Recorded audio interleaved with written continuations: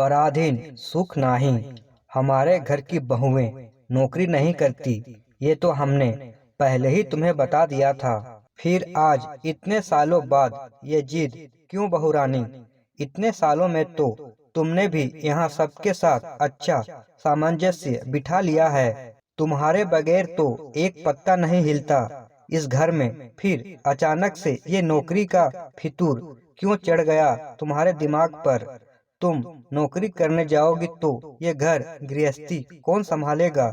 सब बिखर कर रह जाएगा और घर की सुख शांति अलग चली जाएगी। बेटा, हम दोनों बूढ़े बुढ़िया भी तो तुम्हारे ऊपर ही निर्भर हैं। शुक्ला सदन की मालकिन यशोधरा जी अपनी बहू जया को समझाते हुए बोली, माँ, आज तक आपके बनाए नियमों का पालन करते ही तो आ रही हूँ। आपसे मुझे कोई शिकायत नहीं है, बल्कि मुझे किसी से कोई शिकायत नहीं है। शिकायत है तो अपने आप से। उस समय अपने माता पिता की बात मानकर शादी तो कर ली, जबकि मैं अपने पैरों पर खड़ा होना चाहती थी। यहाँ आपके बेटे ने हर दिन मेरा आत्मसम्मान चोटिल किया। अपनी छोटी छोटी जरूरतों के लिए उनके सामने भीख मांगनी पड़ती है।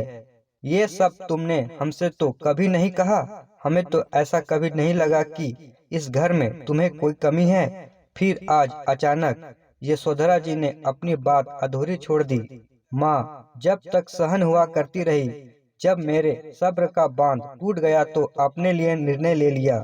आपसे क्या कहती, जबकि आप खुद अपने बेटे पर निर्भर हैं। मैं तो देखती हूँ कि माधव आप लोगों की जरूरतें भी बिना सुनाए पूरी नहीं करते, जबकि आप तो उनके माता पिता हैं। कमी तो कोई नहीं थी, यहाँ आप जैसे सास ससुर का प्यार मिला। माधव भी प्यार तो बहुत करते हैं, लेकिन सम्मान आज तक नहीं दे पाए। रात में उनका रूप दूसरा होता है, दिन में दूसरा। मैं आज तक यही सोचकर खुश हो लेती कि मुझे प्यार बहुत करते हैं, लेकिन जब भी अपनी या आप लोगों की किसी जरूरत की बात करती हूँ तो फौरन बिदक जाते हैं। तब तुरंत ही उनके मुंह से यही निकलता है, खुद कमाओ तो जानो। पति की कमाई पर घर में पड़े पड़े ऐश करते रहती हो, तभी रोज रोज तुम्हारी फरमाइशें चलती रहती है। जब भी आप लोगों की दवाइयों के लिए कहती, वे भी चार बातें सुनाए बगैर नहीं लाकर देते। हद तो तब हो गई जब बच्चों की फीस के लिए मना कर देते हैं। आप लोगों के सामने इसीलिए नहीं कहती कि आपको बहुत दुख होगा ये सब जानकर कि आपका बेटा किस तरह से हम सबकी जरूरतें सुना सुना कर पूरी करता है। मैं इतनी पढ़ी लिखी तो हूँ ही कि किसी स्कूल में पढ़ाकर अपने बच्चों की और अपने माता पिता समान सास ससुर की जिम्मेदारी बिना एहसान जताए उठा सकती हूँ।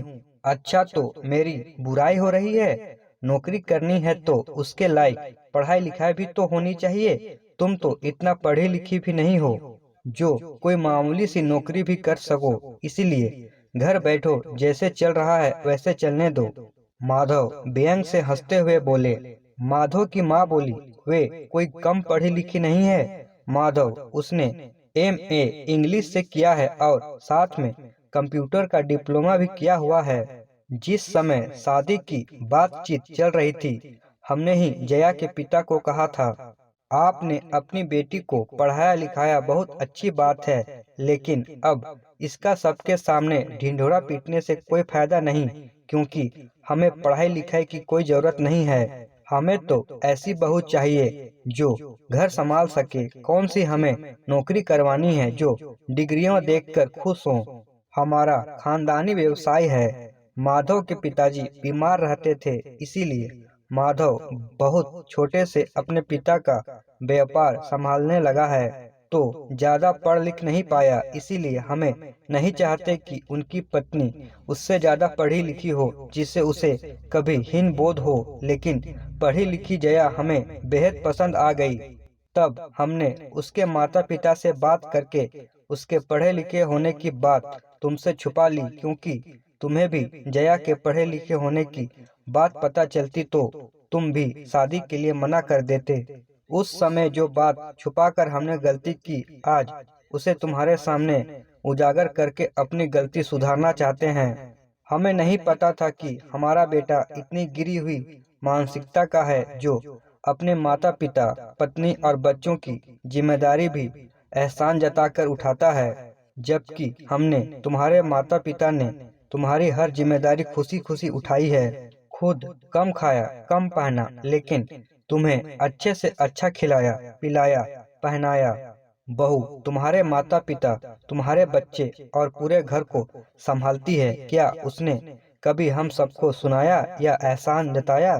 हमें अच्छी तरह पता है, जब पानी सर के ऊपर से हो गया होगा तभी बहू ने ये निर्णय लिया है, और हम उसके इस निर्णय में उसके साथ हैं। बहू तो आत्मनिर्भर बनेगी ही। आगे हम अपनी पोती को भी जब तक पढ़ा लिखा कर आत्मनिर्भर ना बना लेंगे, तब तक उसका विवाह नहीं करेंगे, जिससे तुम्हारे जैसा कोई इंसान उससे ये ना कह सके कि अपने पति की कमाई पर घर बैठे बैठे ऐश करती हो। माधव से यह सब कहकर यशोधरा जी ने जया की तरफ रुख किया और बोली, हमने जो गलती ये उस समय की थी, उसके लिए तुमसे माफी मांगते हैं, लेकिन अब तुम नौकरी करने के लिए आजाद हो। उसके बाद जया ने कई स्कूलों में आवेदन किया।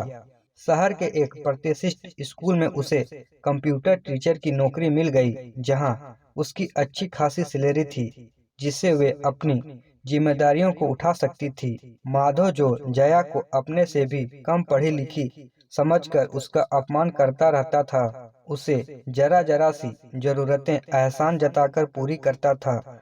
आज उसे अपनी पत्नी की कीमत समझ आ गई।